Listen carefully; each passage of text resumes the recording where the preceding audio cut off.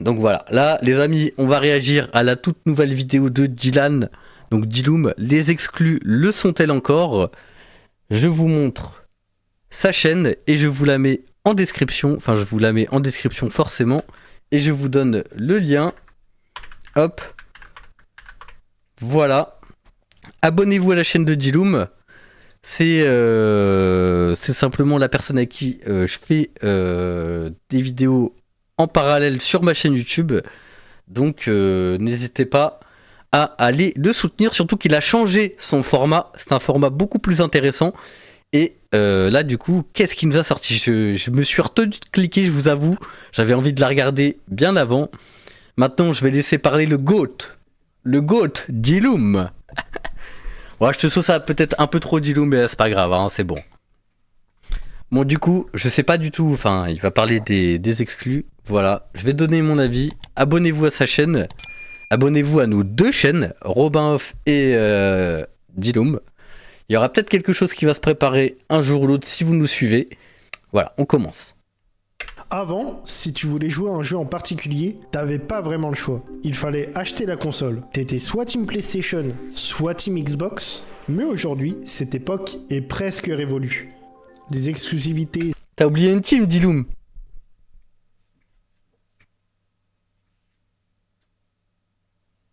sont de moins en moins exclusives et certaines disparaissent même complètement. Oh, ça parle de Alors, FF. pourquoi ce À la changement? dinguerie. Qu'est-ce que ça change pour nous, les joueurs? Et est-ce que les exclus finiront par disparaître? Salut tout le monde, c'est Diloum, j'espère que vous allez bien. Aujourd'hui, Ok, merci du toute spoil. nouvelle vidéo Merci, sur merci, t'inquiète. les exclusivités en général. Et on va voir ça maintenant. Oh là là là là, l'intro, l'âge d'or, exclusivité. Voilà. Revenons au début des années 2000, l'époque où les exclus faisaient vraiment la loi. Tu voulais jouer à Halo? Il te fallait une Xbox. Uncharted ou God of War? C'est vrai. Impossible sans une PlayStation. Les exclus, c'était l'élément clé pour vendre des consoles. Les éditeurs investissaient massivement dans des jeux first party pour attirer les joueurs sur leur plateforme. Par exemple, Xbox avait Halo, Gears of War et Fable. Et pour PlayStation, il y avait Uncharted, The Last of Us Moi j'étais et Final. Alors du coup, moi je voulais dire, moi sur PlayStation j'étais team du coup Uncharted, enfin du moins à l'époque moi, pourquoi, enfin après j'ai pas acheté la console, j'avais pas les moyens, j'étais trop jeune à cette époque-là, mais en tous les cas les jeux, enfin je suis d'accord avec Diloum, les jeux qui faisaient que j'achetais, c'était tout simplement, enfin Uncharted, The Last of, enfin tous les jeux Naughty Dog, en vrai moi c'était que les jeux Naughty Dog que je voulais à l'époque. Et très rarement, j'ai découvert Final Fantasy grâce à Diloum. Donc indirectement, si vous avez de let's play de Final Fantasy, c'est grâce à Bibi Diloum. Final Fantasy et God of War. Et oui, God of et War, ainsi c'est de vrai. suite. Voilà, Des c'est bons pour jeux. dire que chacun avait ses exclus pour attirer les joueurs sur leur console. Et au-delà des jeux, il y avait aussi la communauté. T'achetais une console pour jouer avec tes potes. Si t'étais C'est dans vrai. un groupe où tes potes avaient une PlayStation, tu pouvais pas être sur Xbox. T'achetais une PlayStation Ah ouais. pour jouer avec tes potes. Bien évidemment, tout ça, c'était avant le cross-platform. Et c'était une vraie guerre d'écosystème qui commençait à ce moment-là. Oh, aïe aïe aïe aïe aïe aïe Les aïe. premières fissures sont apparues avec Xbox Play Anywhere. Microsoft a lancé cette initiative en 2015, permettant aux joueurs d'acheter un jeu sur Xbox et d'y jouer aussi sur PC. À Alors, qui a déjà joué à Xbox Play Anywhere? Personnellement, jamais utilisé. l'époque, ça a été vu comme un gros risque pour Xbox. Les gens se demandaient, mais pourquoi j'achèterais une Xbox alors que je peux y jouer sur PC? Mais en réalité, Microsoft voulait créer un écosystème plus large et fidéliser les joueurs à leur service, pas à leur hardware. Du côté de PlayStation, la surprise est arrivée en 2020 avec Horizon Zero Dawn sur PC. Alors ça, Horizon Zero Dawn, c'est un jeu que j'ai quand même envie de faire, franchement. À chaque fois, je me dis que c'est un jeu banger, mais que j'ai jamais fait. Là, actuellement, pour que vous sachiez rapidement sur quoi je me situe, je suis en train de... Là, j'ai acheté Monster Hunter Rise sur Switch pour découvrir la série. Il y aura peut-être des lives par-ci par-là, mais ça reste un jeu que je vais jouer de mon côté. Et ça peut être cool. Enfin, franchement, Horizon Zero Dawn, j'ai hâte que tu as à tirer. Puis Death Stranding, puis God of War, C'est à ce moment-là qu'on a compris que Sony changeait de stratégie. Les exclus devenaient temporaires, d'abord sur PlayStation, puis quelques mois, voire quelques années après, sur PC. Alors, je te coupe Diloum. Du coup, moi, je suis d'accord avec... la stratégie est bien en train de changer. Et moi, je trouve que c'est un plus. Parce que j'ai la flemme d'acheter une PlayStation. Voilà, bon, après, je dis ça, mais ça pourrait très vite se régler avec... tout simplement, grâce au live. Parce que, actuellement, des termes de puissance. Mais en tous les cas, je suis d'accord avec toi, Dylan. Il y a pas mal de choses intéressante. Bref, je suis en train de m'y perdre. Allez, il y a aussi eu l'arrivée des services comme le Game Pass. Ah, le fameux Game Pass. Par mois. T'as accès à des centaines de jeux, dont des exclus Xbox directement sur PC, console ou même via le cloud. C'est là que la frontière entre les exclusivités console et jeux accessibles partout a commencé à disparaître. Ça a bien changé même. Moi, du coup, ce que je voulais dire sur ça, sur le Game Pass, déjà, j'avais envie de savoir qui a réellement, quand je dis réellement souscrit un abonnement, c'est a tenu plus de 4 mois et a joué à des jeux sur le Game Pass. Voilà, ça, moi personnellement, j'ai jamais pu tenir plus de 4 mois sur le Game Pass. Ça m'a jamais... en fait, j'ai toujours l'impression de me faire douiller avec les abonnements. Franchement, hein. Dès que j'achète un abonnement, déjà, je trouve que les abonnements en ligne, à l'ère où on est actuellement, surcotés. Pas 4 mois, c'est cher en vrai. Ouais, mais du coup, c'est pas l'écosystème. Tu vois ce que je veux dire. Du coup, tu rentres pas dans l'écosystème si y a pas de... si le mec, il reste pas. C'est ça que je veux dire. C'est que tu monétises pas le mec, on va dire. Non. Qu'est-ce qu'il a dit, Loum ? Dis-moi. J'attends la réponse. Non, pas vraiment. Ok. Bon. Je continue la vidéo. Je lis ton commentaire après, t'inquiète, Diloum. Aujourd'hui, on est clairement dans une nouvelle ère. PlayStation continue de sortir ses jeux sur PC après quelques mois ou quelques années. God of War, Spider-Man, The Last of Us. Tout ça disponible sur Steam. Xbox, eux, ont complètement abandonné le paradis, ça. L'idée d'exclusivité sur console. Leurs jeux sortent sur Xbox, PC et même directement dans le cloud.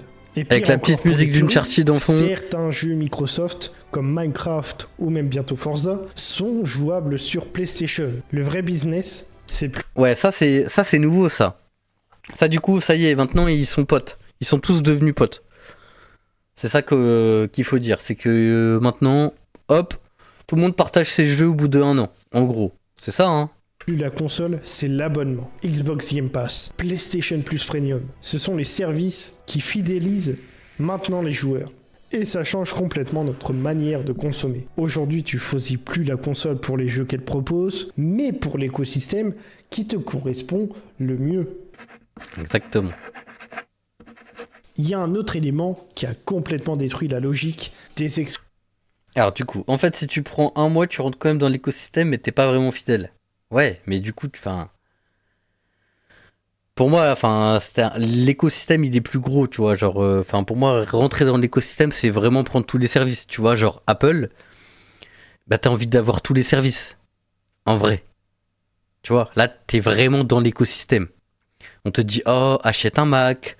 Oh, achète un iPhone, comme ça tu pourras transférer tes images. Oh, achète une Apple Watch pour contrôler tout. Enfin bref, il y a plein de choses qui font que. Le cross-platform. Avant, tu devais choisir ta console en fonction de celle de tes potes. Aujourd'hui, avec des jeux comme Fortnite, Rocket League, Destiny 2 ou même Call of Duty, tout le monde peut y jouer ensemble. Peu importe la plateforme. Ouais.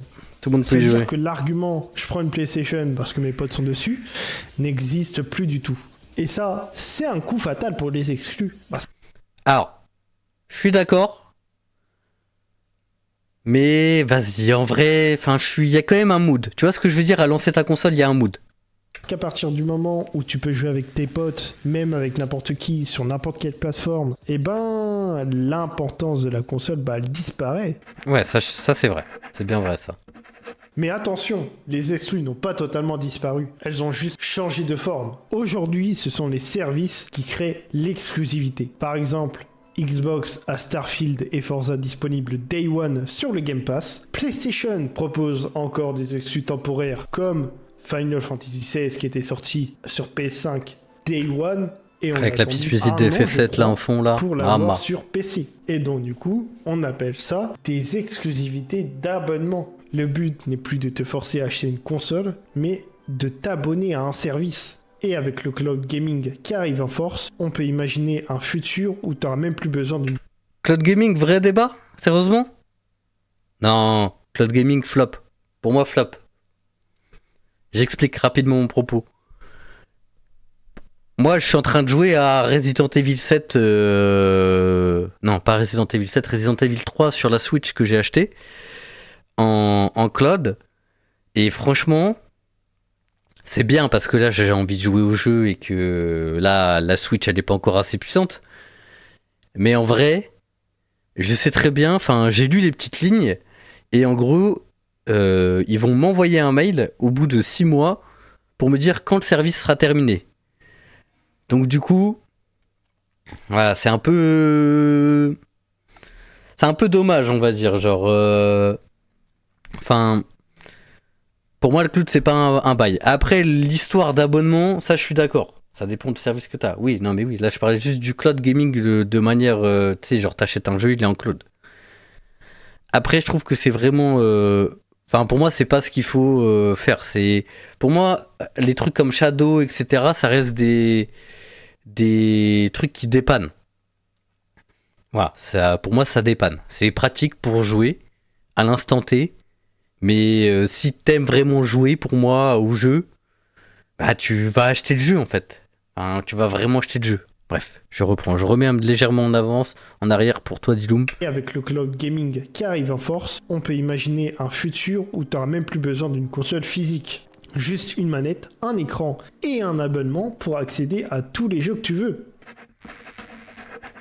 Ah, Nintendo. Ah, il y a encore les kings. Et attention, on les oublie ou sous-cote dans les courses des consoles de salon. Ces acteurs qui résistent encore et toujours à l'ouverture de leurs exclusivités, c'est Nintendo. Et ouais leurs les mecs. exclus restent 100% verrouillés sur leur... Après si tu vois, si t'as pas la Play, si t'as le PS Premium, tu peux jouer en cloud. Ouais, oui. Oui, ça dépanne. Tu vois, pour moi, ça dépanne. On peut se mettre d'accord sur ça dépanne, je trouve. Ah, bref. Attends, je remets sur Nintendo, là, c'est le poulet, là. Exclusivité, c'est Nintendo. Leurs exclus restent 100% verrouillés sur leur console. Tu ne verras jamais ça ailleurs. À part si tu utilises un émulateur sur PC, ce qui est normalement illégal. Et c'est ça qui leur permet de vendre des millions de Switch. Alors. Attends, je vais terminer le propos avant. Illégal. Et c'est ça qui leur permet de vendre des millions de Switch sans avoir besoin de Game Pass ou de cloud gaming. Mais pour combien de temps encore ? Dis-moi combien de temps, dis-moi, Diloum. Alors, les exclus, c'est vraiment fini pour Xbox et PlayStation ? Oui, clairement, aujourd'hui, c'est leur écosystème et leur abonnement qui comptent le plus. C'est plus la console. Nintendo sont encore les résistants, mais pour combien de temps ? La vraie question, c'est est-ce que c'est une bonne chose pour nous les joueurs ? On a accès à plus de jeux sur plus de plateformes et on peut jouer avec tout le monde. Mais est-ce qu'on perd pas un peu l'identité et la hype autour des exclus ? Alors dites-moi en commentaire ce que vous en pensez. Est-ce que vous êtes nostalgique des exclusivités ou est-ce que vous êtes content que les exclusivités ouvrent leurs portes ? Donc voilà, si t'as kiffé la vidéo, n'hésite pas à lâcher un petit pouce bleu, abonnez-vous à Diloum, à partager et à t'abonner. Et je vous dis à bientôt les gars. La chaîne de Diloum, la vidéo, voilà. Spammez les likes.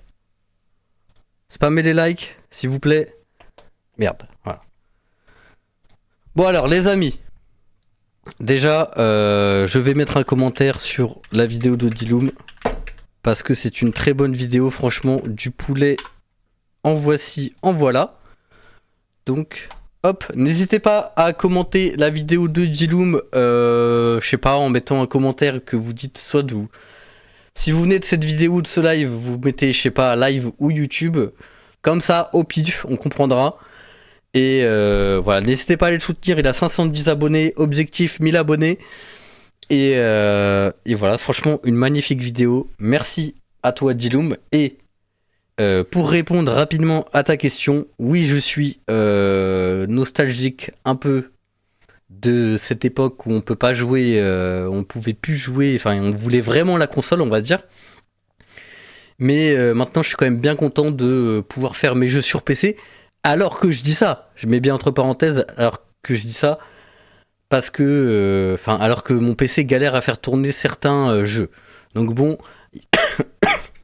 il y a encore des, certes, les exclusivités sont disponibles, mais c'est pas encore accessible. Enfin, c'est pas vraiment accessible. Pour moi, sérieusement, je vais en reparler, mais la Switch 2 rendrait tout le jeu vidéo accessible. Pourquoi ? Parce que genre, si tu me sors Final Fantasy VII Rebirth sur la Switch 2, je parle, franchement, je l'achète. Je l'achète sans sourciller parce que je pense que c'est un bon jeu en fait. Enfin, sinon, autant que j'achète un Steam Deck, mais j'ai pas envie d'acheter un Steam Deck, j'ai envie d'acheter une vraie console. Voilà, si vous voyez ce que je veux dire, avec des... Je dis pas que c'est pas des vrais jeux le Steam Deck, mais avec des jeux, une vraie console. Bref, les amis, on entame actuellement la fin de ce live. On va se détendre sur du Mario Kart. J'espère que ça vous a plu. Moi, franchement, j'ai passé un agréable moment. Le stream passe à une vitesse folle. Tout simplement que j'ai même pas eu le temps de voir qu'on va jouer 20 minutes. Donc bon, je rappelle toujours, vu que j'ai un setup encore un peu galère avec la Switch, ça peut grésiller. Mais voilà. Tant pis si ça grésille. Normalement ça devrait pas, j'ai fait des tests tout à l'heure. Donc voilà, merci à tous. Je mets juste une petite pub pendant la transition pour le soutien.